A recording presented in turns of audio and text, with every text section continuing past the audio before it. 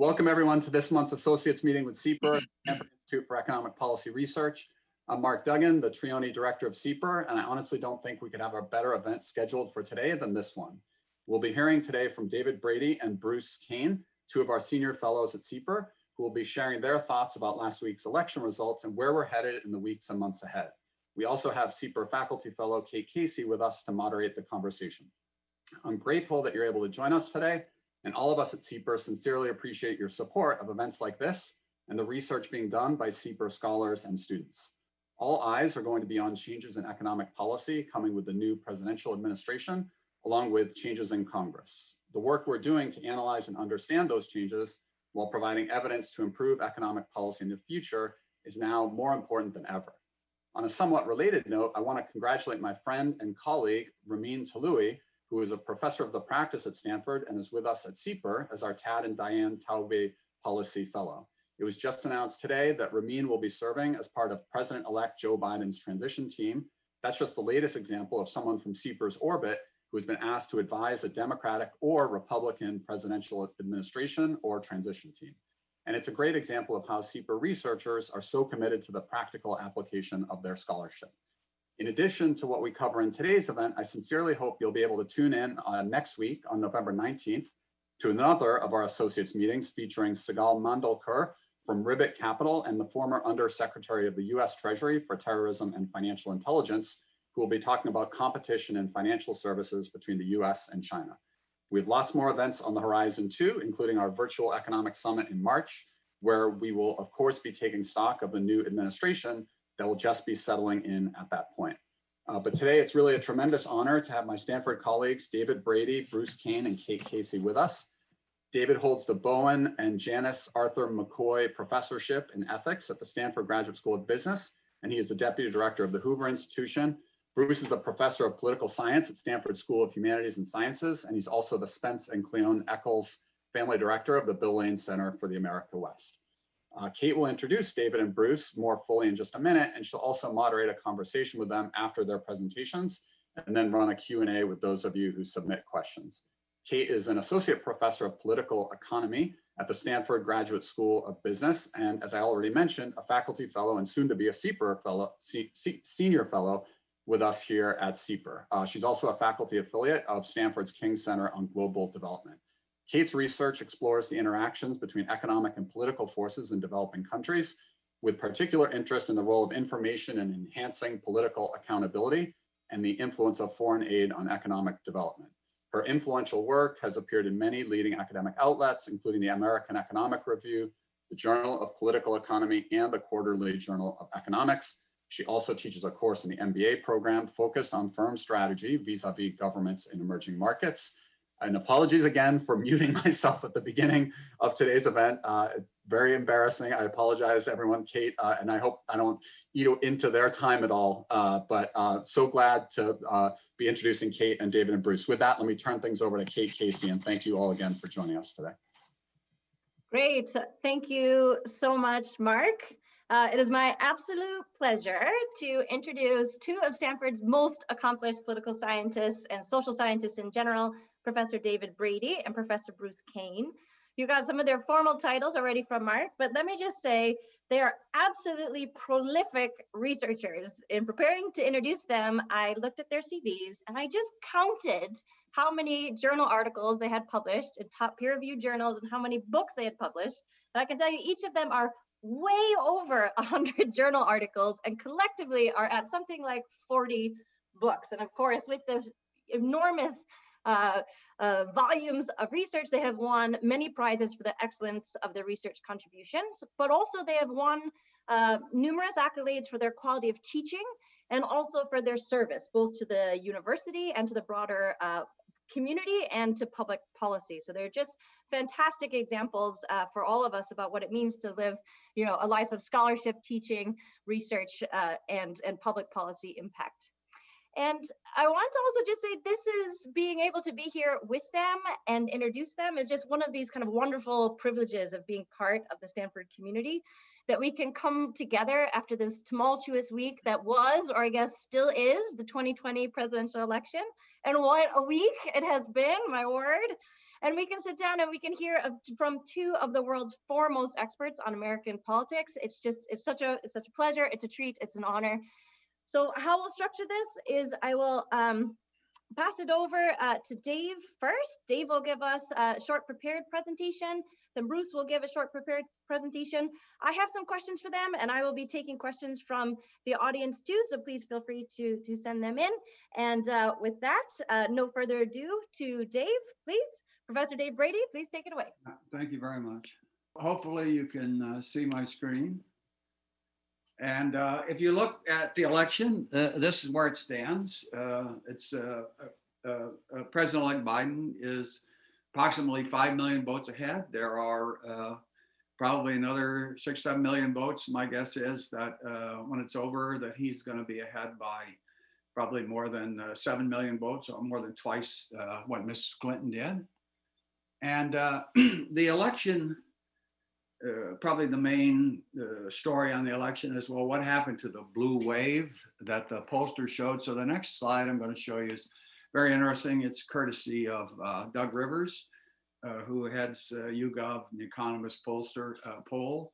So Doug, this is a poll of the counties from 2016 and 2020. And you can see that the line is the correlation between the 2016 election and the 2020 election is about 0.97. And so the kind of the most interesting thing in this, so you can see here's areas where Biden does a little better, here's area where Trump does a little better. So the increased turnout is what affected the election. But note one interesting thing, these districts over in here, those districts are largely Hispanic districts, and there are swings of 30 to 40 points. And these swings largely come from Miami-Dade County, and their swings against the Democrats. And second, along the Texas border. And this set of districts in here is what caused the Democrats to lose in both Florida and Texas. So that's the first part. Now, what I next want to argue is that when you think about the 2020 election, I want to make the point of how hard, I want to point that's not often made, I think, which is that winning the 2020 election was very hard for Biden, and I'm going to show you why in this case. So here's the votes and the ones that he turned. So you can see this is Clinton in 2016 in Arizona had 1,161,000. Biden has 1,648,000. And notice that Trump is at 1,633. But the point is there's increased turnout for both, more for Biden over Clinton. Same thing is true in Georgia. Both did better, and so on down the line. And I'll leave these slides for those of you who want to look at. But if you actually look at it, the turnout is higher on both sides. So Biden did better and Trump did better. And that is going to help explain why there wasn't this blue wave. Now, here is from the Economist YouGov. This is the disapprove, approve. Blue is approve, disapprove. And this is every weekly poll for all Americans from the Economist YouGov, starting from the very beginning of the Trump presidency to where we are now. And you'll notice that the disapproval rating is always high, is always higher. Trump has never been able to actually get over 50. Once he was close to about 50% back here in March, but actually never had approval rating over 50 that was sustainable. This is in Democratic states, the approval disapproval rating. And now note that tremendous gap. So Trump is at 38% approval and close to 70% disapproval in Democratic states. And so what happens is that means Democrats are going to win big in certain states, and they're going to lose, and they're not going to do well in other states. And here's the battleground states. And the battleground states, the reason I start with the approval rating is when we did the 2018 elections, we got a tremendous increase in turnout. And what happened was, if you approved of President Trump, you voted Republican in the House election. And if you disapproved of President Trump, you voted Democratic. But no, in the battleground states on this case, it's very close. So Democrats are at a disadvantage because obviously those battleground states, they're whiter, they're more Republican, and so on. And here's what happens with the approval rating and how you did. If you approved of how Trump did his job, if you strongly approved of it, 95.2% voted yes. And if you just somewhat approved, Biden got some more of those votes. But the approval rating is strongly connected to the result. And here is if you disapproved of President Trump's job, then you saw if you somewhat disapproved, very small number, but Trump did pretty well there. And if you strongly disapprove, which was 730 to 60, then the result is that you voted overwhelmingly for Biden. And now, obviously, the approval disapproval is tied to political party ratings. So I'm going to show you this. Here's a political party rating for the country. And this is so-called 3.3 category, because when we ask the question, you say, normally you think of yourself as a Democrat, Republican, or independent. And so that is this result. I'm just showing Democrats and Republicans. But you can see that in this case, the Democrats across the board on average have 5, 6, 7 point lead over Republicans, which is an advantage in elections. Now, this is with leaners. So what happens is you say, well, if you're an independent, do you lean Democrat or lean Republican? And then you notice you get closer to the election, the number of independents falls off as people know who they're going to vote for. So when you add the leaners in across the country, it's still the case that the Democrats have a 5, 6 point lead on party identification, which is a real advantage. Now, however, when we look at the battleground states, look at the difference. There are actually a few more Republicans on that 3-point scale as opposed to Democrats. And when we move that to what about with leaners, we know, again, there are a few more Republicans. They're very competitive states leaning towards the Republicans. And so then when we ask, well, how do Democrats and Republicans vote in these partisan times? Well, here's the advantages. So in the country as a whole, our last poll showed Democrats at 37, Republicans at 31.3, and independents at 27.6. And then when we, in battleground states, there are 35.7% Republicans have an advantage. And that helps make it tough for Democrats to win in those states in the election. So here's what happens when you ask Democrats. Democrats this time voted overwhelmingly for Biden, very few votes down here for Trump. And Republicans, there were more Republicans this time voted for Biden than did in 2016. So if I compared these to 2016, you'd find more Democrats voted for Trump than Republicans voted for Mrs. Clinton, and that's a big difference. Well, the next thing I want to show again in terms of these states, they're not only whiter and older, they're actually sort of more conservative. So if we look at, this is Democrats with leaners. And again, this goes over the entire same time period I showed earlier. Now you notice that about 60% of Democrats call themselves liberal. This is not Dave Brady saying, here's makes you a liberal. This is, you ask people, you consider yourself a liberal, moderate, conservative, they label themselves. But no, that there's 35, 40, and sometimes up to 40% of Democrats who claim to be moderates, and a very small number that say they're conservative. So, and this contrasts with the Republican Party because Democrats are more heterogeneous, i.e. they have, ideologically, there are many more moderate Democrats than there are moderate Republicans.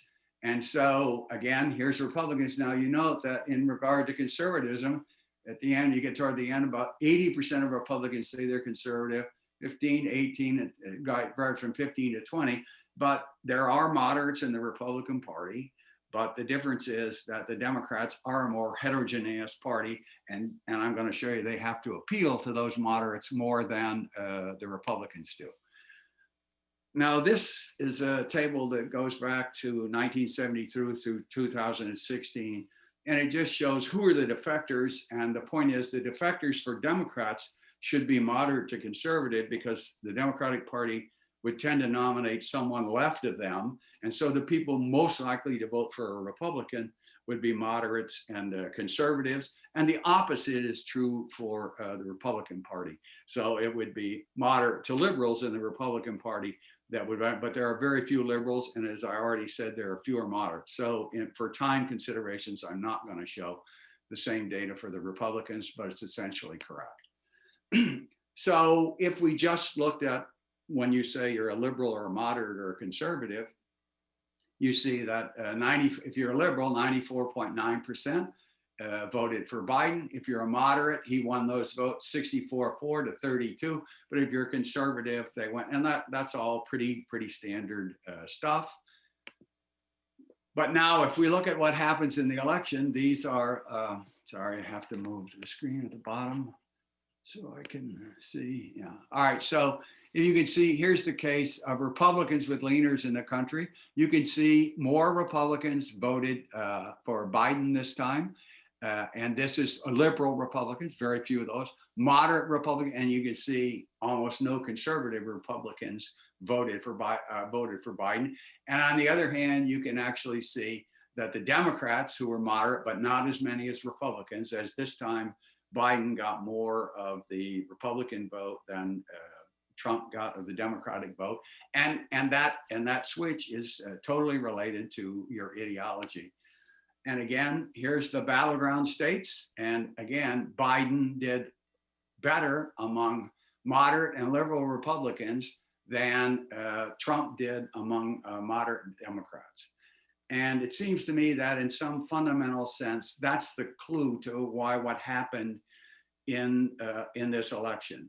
If the Democrats had nominated anyone further left than Biden, I think they would have gone down to defeat in those battleground states, and you would have had a repeat of 2016. As you can see from the first chart, 2016 and 2020 are very, very closely correlated, but the difference is Biden turned all of those states, and in large part, my view is he was the best candidate in terms of ideology to do that.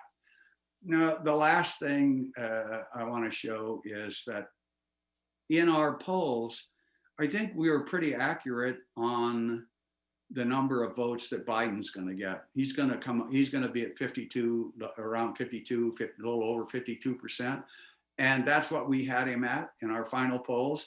Where we missed was on President Trump, who did better than we thought. So I want to show you, here's the Biden preference. If you say you preferred Biden, then we asked, and you could see that 55% of people who were voting for Biden said they're voting against Trump. And Trump, on the other hand, has people you say you're voting for Trump, 80% are voting for Trump because he's Trump. Now I know the Stanford area that may be confusing, but if you go outside Stanford, you see that it's true. And so now, if we look at the battleground states, again, note it's a 4-point difference, but more people in the battleground states said they're voting for Joe Biden as opposed to against Trump. And in those battleground states where Trump increased his vote, he increased his vote in areas where I'm voting mostly for Donald Trump. He's again higher. So the turnout increases were very big in these battleground states, which decided the election. The turnout and the fact that Joe Biden was positioning himself where he was, I believe, what made the difference. Where the polls missed was we are not, I think, in the polls getting enough, tapping into enough Republican voters. There may be, there are some potential hypotheses as to why we're missing them. But on the whole, the end result of this is that if you think about the campaign, the polling wasn't as bad as it's made out to be when you get the final total of the total electorate across the board. I don't think we missed much on the Biden side. We did miss on the Trump side. And the second point to make is in those battleground states, Democrats go in at a handicap. And I think Biden, in my view, given his views, was the best candidate to pull those states out. I don't think any of the other candidates that were in the election could have done so. That's it. Thank you very much. Great. Thanks, Professor Brady. Can I ask you one follow-up question? It sounds like Sure. this increase in turnout wasn't then reflecting a real discrete change in the coalitions lined up behind the two parties, but more of kind of marginal switch in the, the Great moderate. question. We did get some differences. Biden did less well among Hispanic voters by 3-4 points, and I showed you in the first one, maybe in Miami-Dade and around the corner and around the border in Texas. He did somewhat better among white men without a college education. He did better among women than Mrs. Clinton. The problem, Kathleen, is that the exit polls that people usually use to do this have been highly inaccurate. They're correcting them all the time. And part of the reason for that was what happens is when people come out of COVID,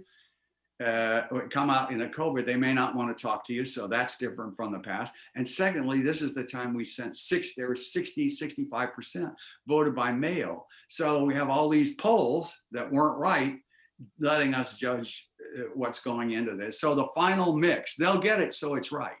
So when you look at the final thing, they'll get it right. But I'm, at this point, do not have a great deal of faith in that data. Great, thanks. Professor Cain, over to you.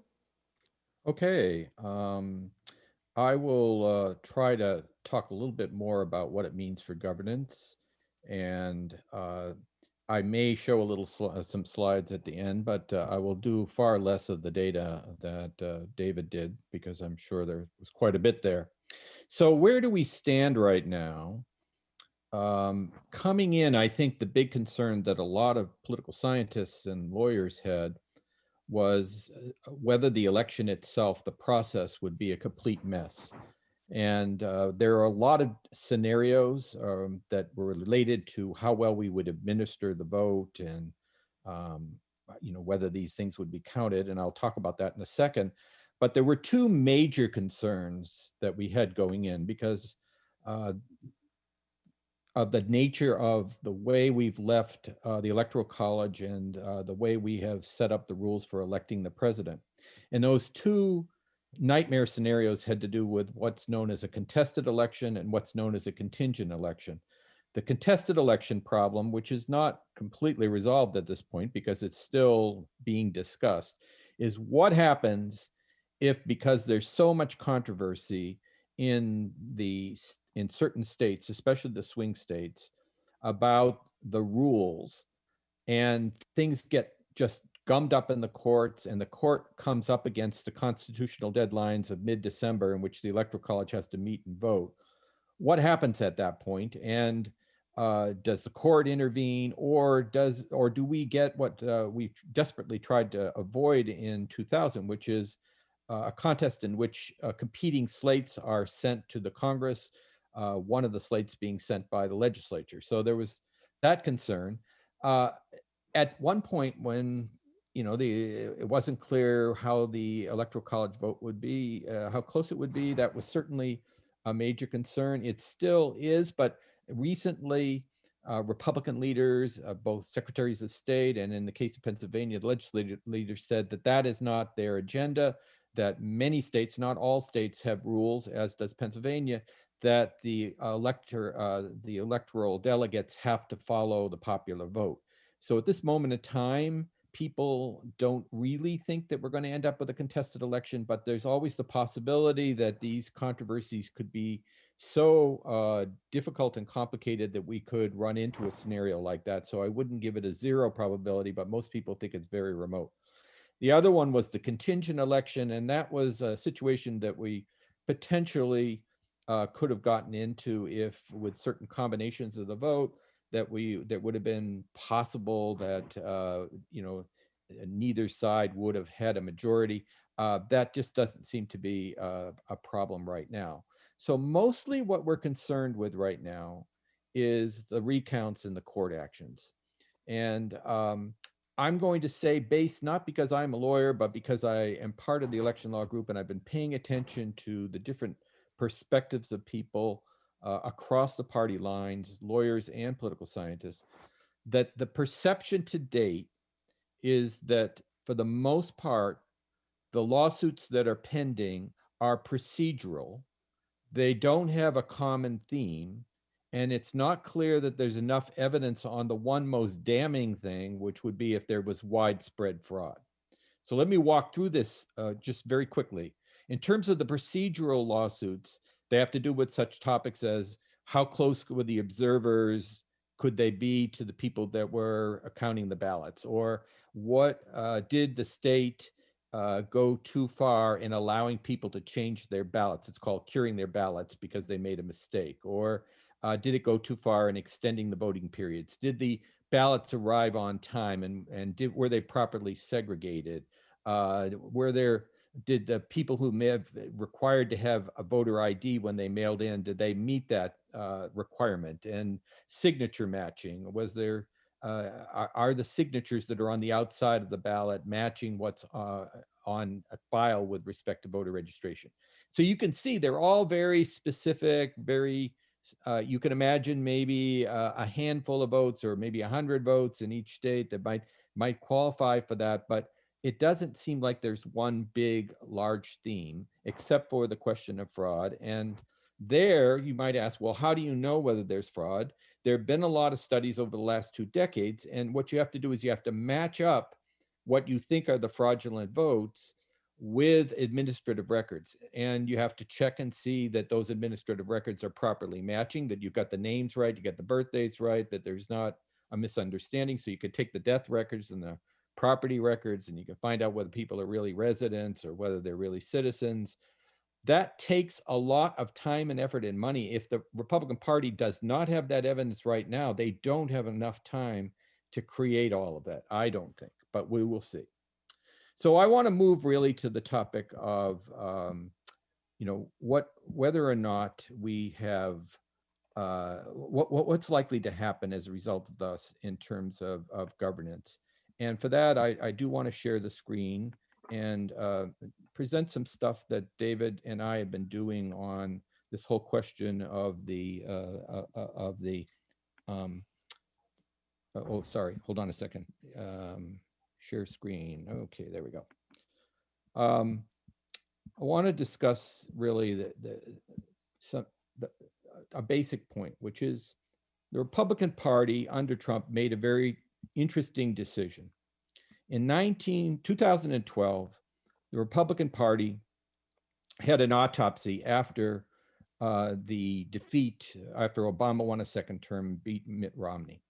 And you can see here that pretty much every recommendation that was taken by the that was on the autopsy was completely rejected by Trump. So the first one is there's growing unrest within the community of Republican women, frustrated by the party's negative image among women, and Hispanic Americans perceive the a GOP nominee or candidate does not want them in the United States. And the trend in early absentee and online voting is here to stay. Republicans must alter the strategy. Okay, so all of these things are exact opposite of what Trump has done. So what's that all about? So David and I have done some research. I'm not going to go through the tables the way David has done, but I just want to make sure that we're not lying. We actually did do the analysis. And what we did was take a look at the long-term demographic trends of the two parties, because when we think of the governance, we have to know what's the coalition on the Democratic and Republican side, and what are the challenges of those coalitions? And then secondly, what is the situation with respect to divided government? Those are going to be the two variables that you have to come down and think about when you think about what's possible in terms of policy going forward. So what we know about the Republican coalition, based on the paper that we did and the analysis we did, is that it's been incredibly stable over the years. It is still primarily a white party, over 85% white. It is a non-union party, as we well know. It is a majority Protestant party, although it has picked up some Catholics. And it is largely non-poor, but it's gotten a little less rich, you'll see in a minute. The real key is that it stayed white, even though it lost a lot of Northeastern moderate Republican representatives, and it lost a lot of these Northern white moderate Republicans, and it substituted in Southern and Western rural white voters and suburban white voters. And so even though it stayed white, it also changed in terms of ideology, becoming much more consistently conservative on both social and economic issues. Now, for the Democrats, these changes actually made the party more liberal as well. So as the Republicans were becoming more conservative, the Democrats were becoming more liberal. The term we use for that in political science is party sorting. Basically, it became more liberal by the addition of non-whites and the addition of college-educated women, and also by subtraction, because once you took out the Southern white social conservatives, the party became more liberal. But at the same time, as David said, it's become very diverse, with everybody from moderates like Joe Biden all the way out to AOC, Sanders, and people that call themselves democratic socialists. Another critical change that matters more, I think, on the state level is that the private sector union memberships have dropped and the public sector memberships have gone up, but I won't dwell on that for a second. Now, we've also gone and looked at what are the changes since 2009, and here, what you see is that the Democratic Party is becoming the more secular party. If you look at the drop in the people that regard themselves as religious, it's approximately a 16 or 17 point drop over the period from 2009 and 2020. There's some drop in the Republicans, but it's much smaller. It's about 6%. So the Republican Party isn't just an evangelical party. It is more likely to have a party of people that regard themselves as religious. And that matters on a lot of these social issues. Now, the other very important change is that Trump did what Pat Buchanan tried to do, but his timing was better, so to speak, and he was better at, I think, pulling it off. And that is that this was a study of Buchanan, and what the people who analyzed Buchanan found was that he steadily he did better, you know, as he had the less educated people, but it wasn't necessarily about income per se, okay? And so the bottom line is this sort of bringing in elements that were sitting on the sidelines that were facing kind of downward mobility economically, socially, and in terms of their preference for religion, that was going on at the same time. And so you can see that the Republican coalition has this interesting problem now that in essence, they've lost their people that are over 100,000, in income.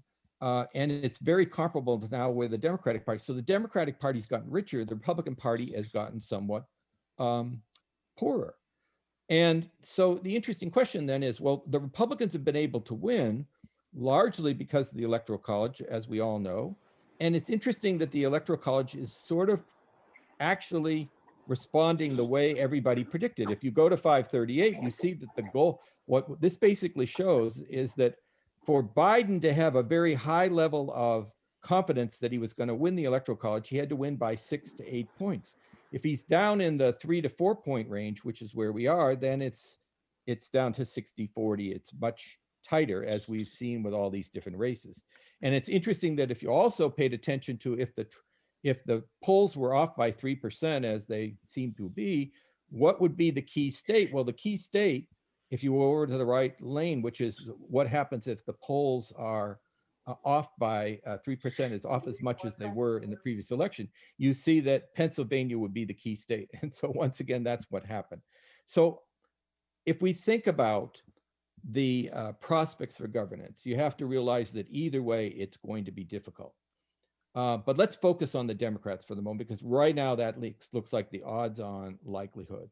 The problem for the Democrats is twofold. One, they have a much more heterogeneous coalition with everybody, as I said, from Democratic Socialists down to moderate Democrats. Second, they are facing most likely a Senate, which will be in the hands of the Republicans. Now, as it was pointed out today in the discussion, that may not be altogether a bad thing for Joe Biden, because Joe Biden is going to be able to point to the Senate as the reason why he can't do the Green New Deal or free college education for everybody. So it's possible that that will play to Biden's advantage.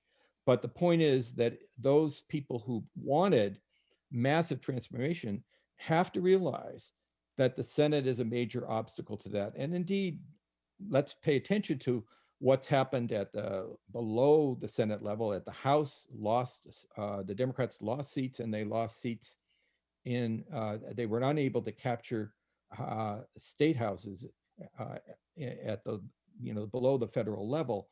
The signal there is that the Democrats are facing an electorate that's very kind of moderate and uncertain of which direction it wants to go. And so all that is very much going to complicate the task of the Biden government going forward. Thank you. Great. Thanks. Thanks so much, Professor Cain. Can I ask you one follow-up on your last point? So in terms of, let's just work under the presumption that the Republicans do take control or keep control of the Senate.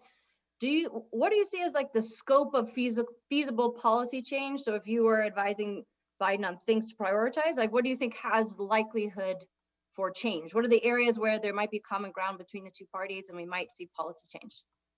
Well, I think in the immediate, time horizon, it's going to be some sort of relief bill, and it'll either come under the existing arrangement with the shadow of a Biden government coming in and some input from the Biden administration, or it'll come afterwards.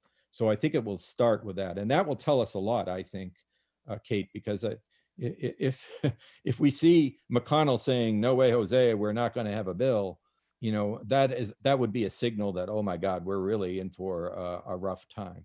I don't think that's going to happen. I'd be interested to see what viewers think, but I don't think that's going to happen. I think there's just too much at stake. After that, I think it becomes very hard. There are things that you could do in terms of, possibly infrastructure bills, but whether the money will be there is a big question. There are things that you could do to marginally improve the ACA, assuming that the Supreme Court, seems to be the case, listening to the oral argument today, is not going to get rid of the ACA. It seems like you could focus on healthcare and find some common ground in terms of fixing some of the problems that are there.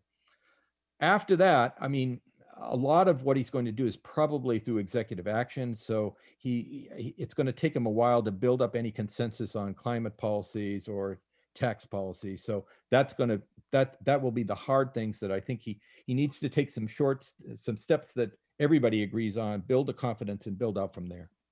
Great, thanks. And for both of you, we've actually gotten a series of interesting questions from the audience about this sort of immediate transition period that we're looking at in terms of from now till January 20th.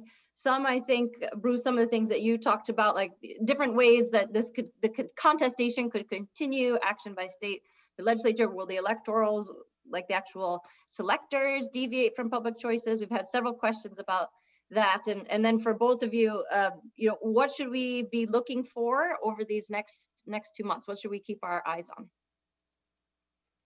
on? Well, I'll go first on maybe some of the controversy. So I think, if you have a recount and it whittles away, the Democratic state support, and it gets down to, just a little bit over 270, then you might try to sweat the faithless elector problem. That is, will there be electors that?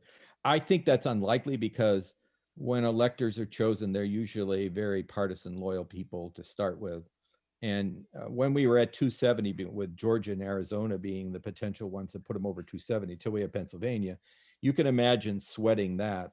But I think at this point, if you're looking at the number, if he holds the seats that he currently has, which is Arizona, Georgia, and Pennsylvania, and he holds on to Wisconsin and Michigan, et cetera, then I think he's going to be at something like 306. David would know for sure, but it's something like that. And at that point, I don't think you worry about faithless electors. I think the one scenario is if the Republicans have substantial evidence of massive one-sided fraud, and it's going to take more than one state, yeah. But if they don't, I think the courts will dismiss these cases pretty quickly. There'll be recounts. Georgia's automatic recount. There's two kinds, right? One's where a candidate insists there be one. There's state law that says, But the research in political science shows that you never change very many votes, always less than 1,000. I'll give you an example. In 2016, when they recounted Wisconsin, because it was a 20,000 vote margin, it had the tremendous effect of increasing President Trump's win by 122 votes. And Scott Walker, the former Republican governor of Wisconsin, said, "Are you kidding? A 20,000 vote margin, that's never going to change." So I don't expect, I think the recount process should go ahead. And I think the president has every right, in my view, to bring these suits and talk about recounts. But I agree with Bruce, they're not going to come to anything. The recounts are not going to do anything. Georgia, it's 13,000 votes in Georgia. You're not going to get that many. The recounts are just not going to change anything. Yeah. Prof. Brady, let me stay with you for a second, because a question came into the audience that was picking up on your discussion of the inaccuracies in the polls between the presidential election polls and the results. And you said there were sort of hinted that there were some reasons why we're not capturing them. Can you talk a little bit more about those? Well, I'm just paraphrasing Doug Rivers, who we talked to this morning for some time about this. There are several reasons. One, so now I'm only talking about internet polls. On telephone polls, there's all kinds of reasons why people don't speak, so I can't speak on that. Internet polls are a little different. Rural areas don't have as good a Wi-Fi. That's one reason that's put forward. Second reason that's put forward is that the number getting the Republicans right seems to have declined over the past 4 years. Another reason for that is, given President Trump's attitude towards the media and polling, et cetera, it could be that Republicans are less likely to want to even be on internet polls for that reason.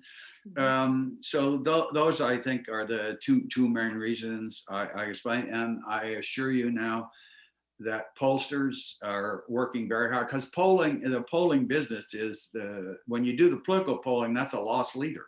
That they just do that to get a reputation. And so all these guys are spending time with their clients saying why they were wrong this week. So they're working very hard. I'll give you the third reason that Doug mentioned this morning. The third reason was they reweighted between 2016 and 2020, the education gap, but they think in the Midwest, they still did not get it right. So they don't have enough college, non-degree college people in the Midwest. Yeah, can I add something? And that is that on the Latinos, I think there was a big miss, because it's easy to sort of think of Asians as a one category or Latinos as a category, but actually we know that there are huge variations within both of those communities, and they've gotten greater.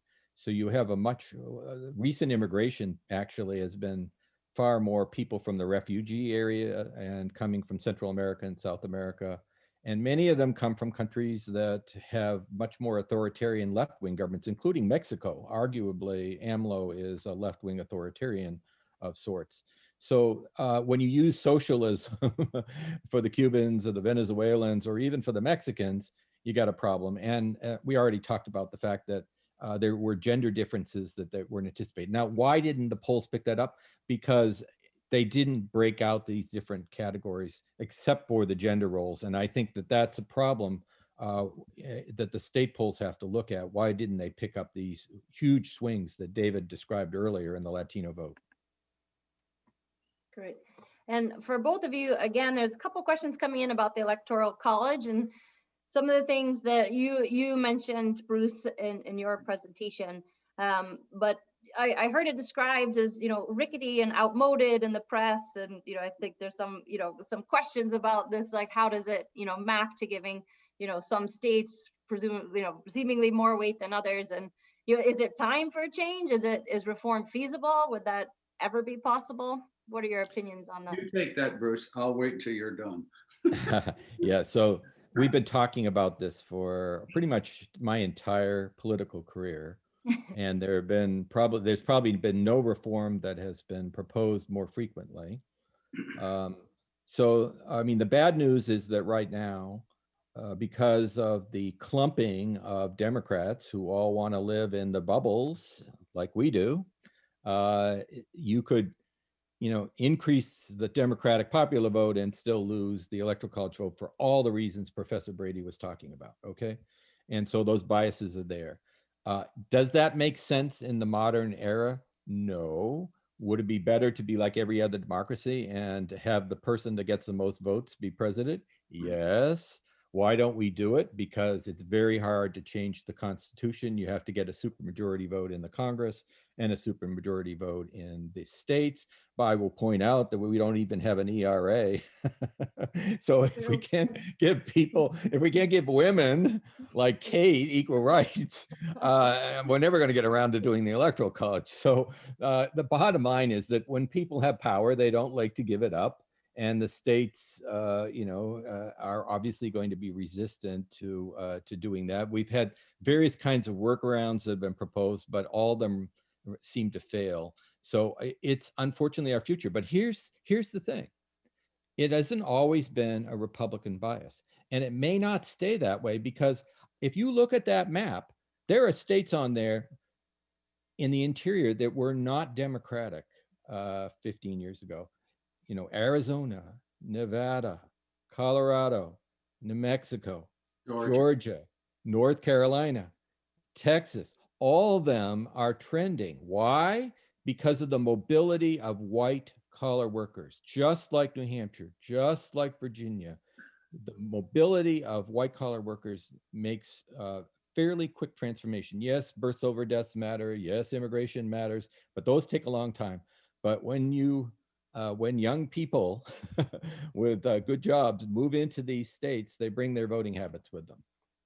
I would say, I agree with Bruce, it's going to be hard to change that. But I would say that before we do that, we ought to talk about, in some task force, talk about how we're actually going to vote, because I think more people are going to vote by mail. And unless we have some sort of national standard or some better way to do it, can you imagine what it would be like if it was, what the counts would be? Every state would be, what's happening in Wisconsin and Georgia, that would happen across all 50 states, because it's so easy to challenge some of those things. In Pennsylvania, for example, if you have $10, you can challenge any vote on any grounds. So if you want, so the point is, we really do need to get the voting, and particularly voting by mail, and how we're going to do that voting. I would say that takes priority for me over the Electoral College, because I think the first is easier to do. The Electoral College is going to be really hard. And Professor Brady, what would you say on the mail-in voting? What are the easy reforms that we could learn from the experience we just had and enact sort of immediately? I'm going to defer to Bruce on that. He knows more about it than I do. Yes. So yeah, even if I didn't, I'm better at faking it. So no, look, the truth is that the most important reform is to start counting the damn things when you get them. So that should be a bipartisan agreement, that if you get into a situation where you get your state liberalizes mail-in voting, and which is likely to happen, because it turns out voters love the option of thinking about voting at home and then either dropping it off or mailing it. And so we've seen, even before COVID, we saw lots of states that were moving more and more in that direction. Now, there's a lot I think we got to straighten out about that process, in terms of making sure that there isn't any kind of monkey business with it. But the most important thing to do is to start counting them early. And we knew that a bunch of states were courting trouble when they didn't do that. I had a very interesting and very timely question that just came in from the audience about whether Biden will be able to persuade Trump supporters to wear masks. How do you see the politics of that playing out? No. No, I don't. No, I don't think so. No. Yeah, I mean, obviously, this gets to the whole question of the Republican coalition. And what's going to be fascinating for all of us is to really understand the depth of that coalition for Trump. It's hard to say at this point who was a fellow traveler that went along with the ride, even though they thought the guy driving the car was kind of a maniac, and how many people really were pro-Trump. And I think you know, without the president there campaigning without his mask, it's possible that some of the states will, at least during the periods when there's an uptick in the infection rate, they will start to be a little more careful because they don't have somebody reminding them that this is an identity issue and this is how you show your defiance to the Democrats. So, I mean, that may be wishful thinking, but again, we really don't know how deep the commitment to Trump is in the party. We know it's there. We know it's not going away. We just don't know how big it is. Catherine, one thing I didn't mention because of the time in the presentation, but Mike Spence and I have written several pieces in this election on how the importance of COVID, which really I think hurt Trump more than anything else. And so I think we shouldn't neglect that the coronavirus had a negative effect. And without the coronavirus, it's not clear to me that in the battleground states that Biden would have won. Yeah, and can you speak more about that? Like, what were the mechanisms through which that played out, particularly in the battleground states? So what we looked at was March 29th, 31st, that period right after Trump had started to take it seriously and before he started to do the daily things. He was at, in our polls, it's the only time he hit 50 in the approval rating. He had about 22, 23% of Democrats who said he was doing a good job on COVID, 59% of independents, and the betting pools were all at that point really in favor. So over time, as those press conferences kind of deteriorated, much of that went away. Now, on the margin, I'm not saying, so if you look at Republicans, there are some moderate Republicans thought he'd handled the coronavirus badly. They were much more like the voters on the margin. Those voters, they're people who went for Biden, and in those states, it's those voters. And you know, when you're talking about close margins, 20,000 in Wisconsin, probably going to be more like 75 or 80,000 in Pennsylvania. But Georgia, 14. Those are the things that I think made the difference. I mean, the other kind of most salient thing that's changed a lot in the last year is just the increasing heightened of racial justice and social justice movements. How do you see, both of you, how do you see those having impacted the election that we saw? Yeah, so I can take that first. We were running a series of regressions on these weekly polls and pooling them. And when it first came up, it played pretty hard. But as you got closer to the election, it just declined in importance as an issue. It wasn't explaining any of the variants. The only things other than being a Democrat or Republican, because Democrat and Republican, the issues pretty much line up on that. The only thing that was explaining variance was the coronavirus and Democrats who thought Trump would do a better job in the economy. Those are the only two issues that were working for us at the end. So I'm going to say that I think a critical part of this is going to be the whole issue of police reform, which I believe was deliberately mischaracterized by Trump as defund the police, when in fact Biden, of all the people in the field, had said, no, that isn't what we're trying to do, okay? We're trying to separate out different police functions. We've given the police too much responsibility, not only for the normal kinds of, if you like, enforcement action, but now they have to become social workers, because we dumped a whole bunch of people with mental disabilities and various kinds of drug and alcohol abuse problems.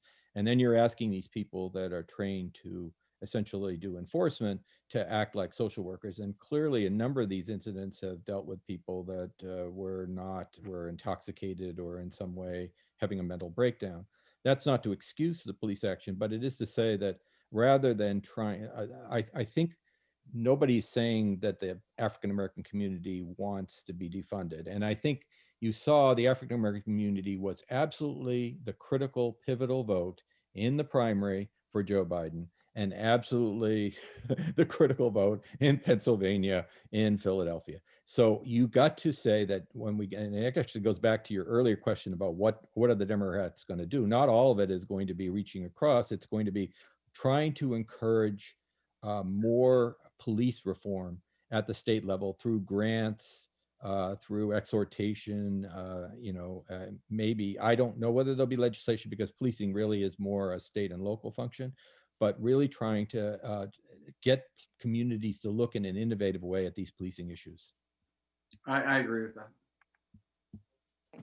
I think we have time for one last question. The most popular question coming in various forms from the audience is everyone's interested in both of your, not necessarily predictions about the two Georgia Senate races, but a lot has changed in that state. It looks very different in this election than before. What should we be looking for? What are the prospects, strategies? What are you looking out for? I'm betting that turnout will be lower and that the Republicans will hold the Senate.